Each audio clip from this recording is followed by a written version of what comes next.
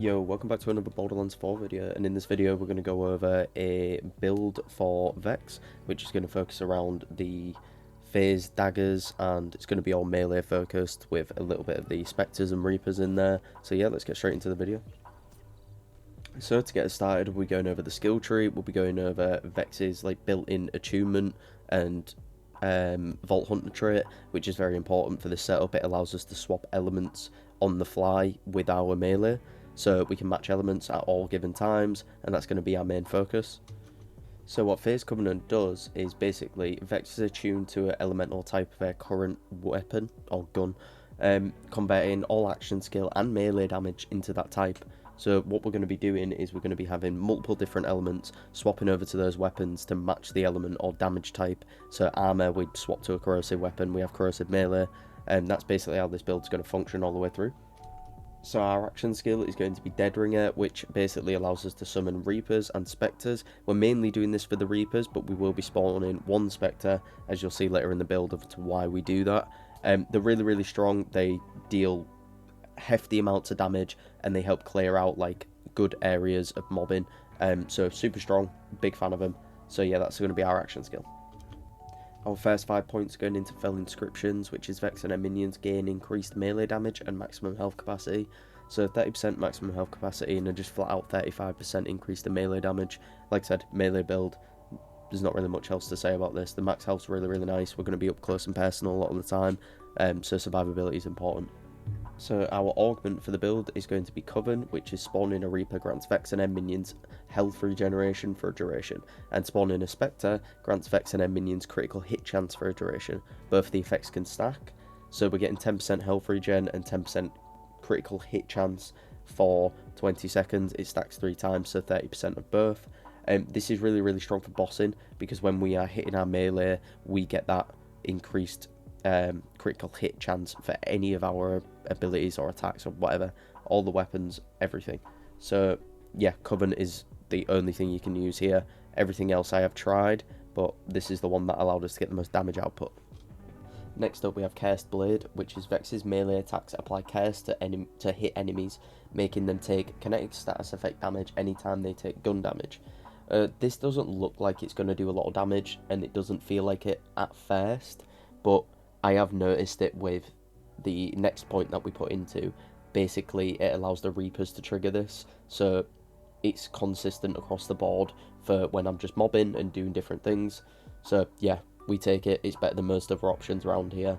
I did originally make this build around the frangible weapon, legendary weapon, but they removed it from the game, and I have really no idea why. It basically did like no damage, but I used it to element swap, and I was going to use it as a pure melee build, but unfortunately that's not in the game now. That was the main reason I was using Cursed Blade, because it kind of just helped, and I didn't really want to use weapons, so I used something that did no damage.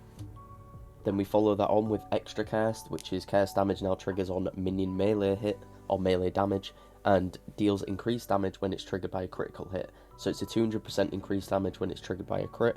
Like I say, the way to just keep this up is just shoot a couple of bullets on your gun, and then allow the minions or the Reapers to go in there and allow it to proc. Next 5 points is Grave Fiends, which is a kill skill. VEX and M minions deal increased damage.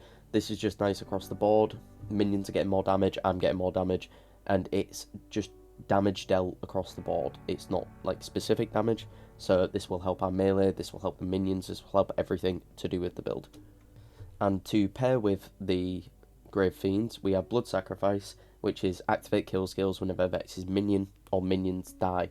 Basically, this allows me to get it whilst I'm in a boss fight. If one of my minions dies during a boss fight, it will trigger the kill skills, and then I'll get more damage. Moving over to Recurrence, which is whenever VEX deals gun damage or melee damage, gain a stack of Recurrence, which increases her and her minions' gun damage and melee damage.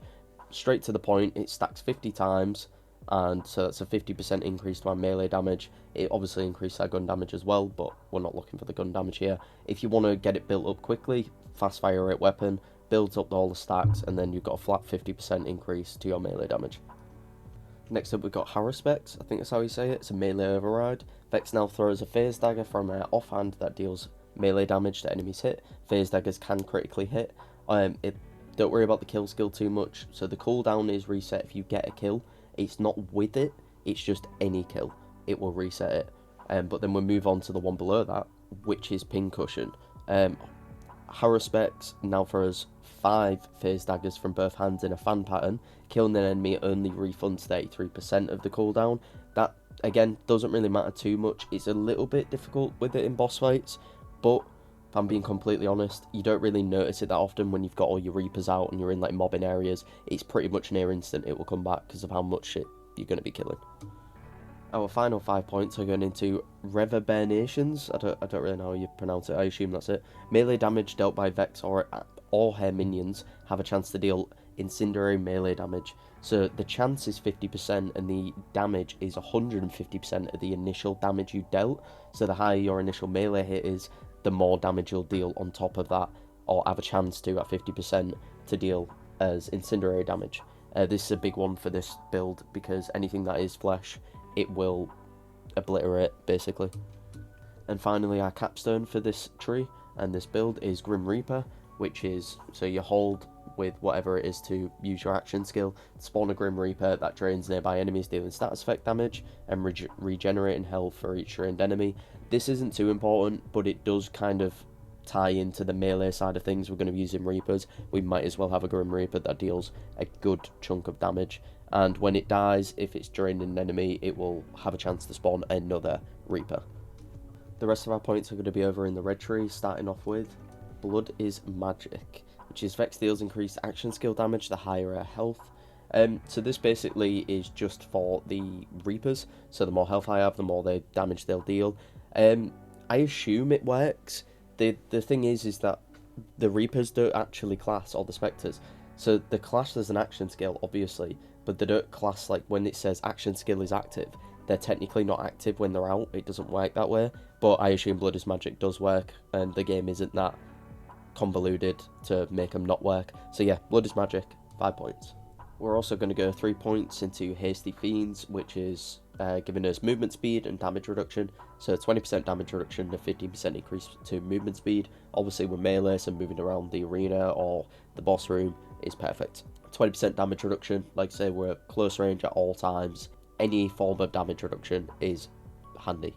So we're going 2 points into Yowlin Bay. Honestly, now that I think of it, probably don't. I'd probably go for the one in the middle, which is the Overshield. The reason why is because maximum health capacity on the minions is nice, don't get me wrong, but if you do want to trigger kill skills more frequently in boss fights, then you don't actually want the increased max health. If you want to take it, take it. I mean, I've been running it and it's not made that much of a difference for me, so I'm quite content either way. But the only one I'd avoid is the one on the far left. It is not handy whatsoever to this setup, it's all to do with trouble. But we are definitely taking our 5 points, our last main points, into Claw and Bang, which is vexing our minions gain increased melee damage and ordnance damage. The ordnance damage will also work with the Slippy Grenade, which is what we're using. It deals melee damage, but it should double dip and do both. So 40% melee damage, 30% ordnance damage, so we're stacking up those quite nicely. And our final singular point is Keen Fiends, which is minion damage, gains critical hit chance against any part of enemies. This should allow you to trigger the Curse damage 200% increase more frequently. It's only 4%, but we have a couple other things like in Specializations that'll give us a bit more crit chance on our minions. Okay, now moving over to Specialization. Just before I get into it, I understand I'm on level 161 and there's 160 points invested. Yes, it's too high, I'm aware, but it doesn't make that much of a difference anyways. I joined a friend's game very recently. Before that, I was doing fine without it anyways, and it got boosted up. It is the way it is. I can't really change it. And like I say, the changes or the increases are quite small anyways, so it's not that much of a problem. If yours don't look anything like this, don't worry. Just make sure you get the actual points, the actual perks are the things that is important here. So we're going to be taking Bear Arms, which is melee damage, now benefits from increases to gun damage. So anytime if we have anything like gun damage in our inventory or on our gear, then it's going to be going into melee damage. It's 50% of the actual percentage, so any points into Brute will also help it as well. But yeah, straight to the point with Bear Arms. Next up is Groundbreaker. This is the really important one. So gun, action skill and ordnance damage is stored. Melee attacks and slam deal bonus kinetic melee damage based on the stored damage and consume it. So it's 20% of that damage and it lasts 5 seconds, so it'll store for 5 seconds. Basically, the way that this is going to function is we're going to throw down our slappy or slippy grenades, whatever, and build up as much damage as we can, then just do one melee and it should do massive chunks of damage. For mobbing, it doesn't really matter, but for bosses, it's huge.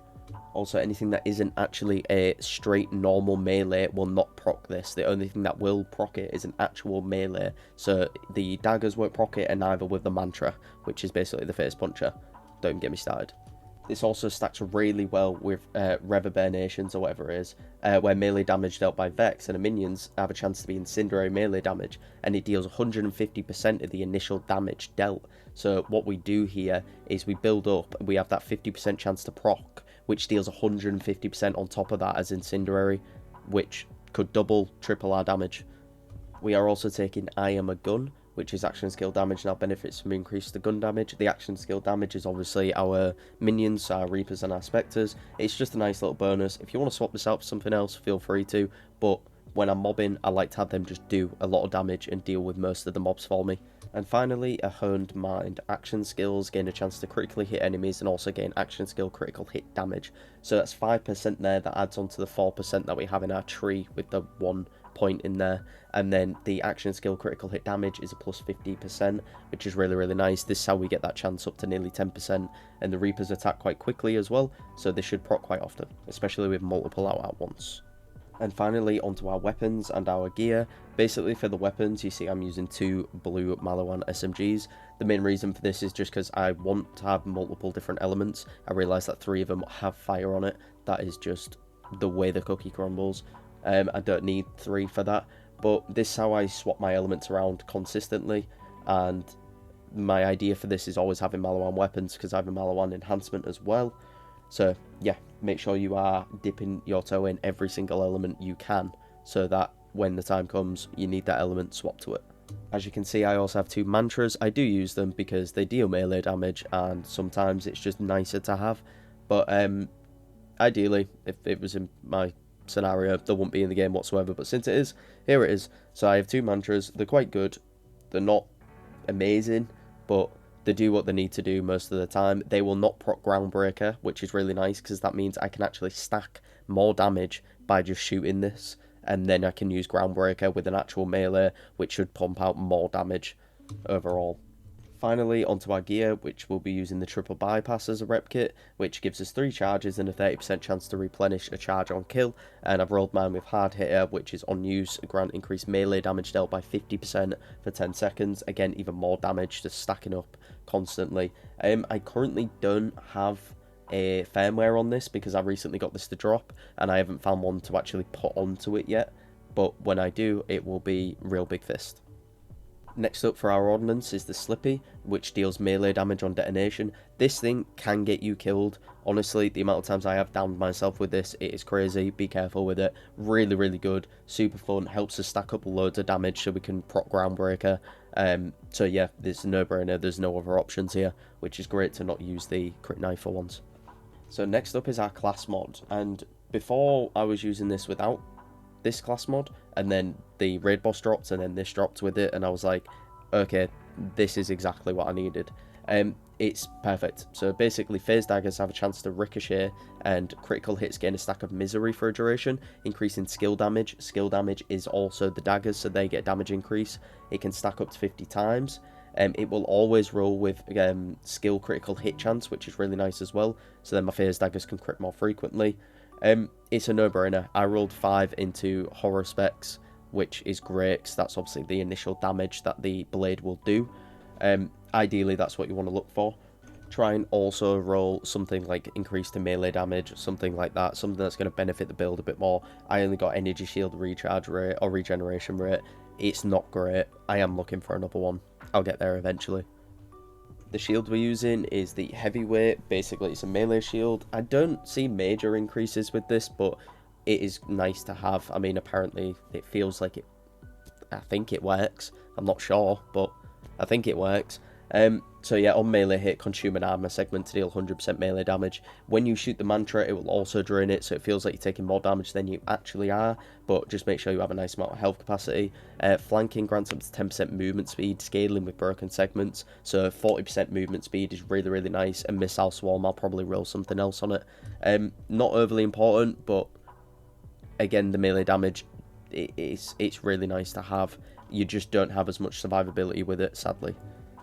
And finally, for our enhancement, we are using a Maliwan enhancement. Ideally, all you need is Transfusia, which is on kill. Guns with Maliwan licensed parts spread their active status effect up to 3 nearby targets. As long as I have a Maliwan weapon in hand, the melee will also allow it to spread to multiple targets, making mobbing a lot easier. I rolled gun critical damage and status effect chance, which is nice as well. And very, very quickly for firmware, because I didn't actually record this bit, is I'm running 3 action fist and 2 real big fist once I actually get the rep kit sorted. It's all just melee damage. Melee damage increases just to get this extra push. I'll just leave some gameplay at the end, but I hope you enjoyed. I hope you try out the build. Let us know how it is down in the comments. And if you enjoyed, leave a sub, leave a like. It really, really helps out a lot. I'll be back soon with another build video or something else. We'll find out. This is kind of how the build will play out, by the way. It works quite well in most scenarios, pretty much all scenarios, including the raid boss. Maybe Callus wasn't a great example, but you can see that the chunk of damage that it does deal is really, really strong. And I will also skip the immune phase, because I didn't get the 1 phase, sadly, in this fight.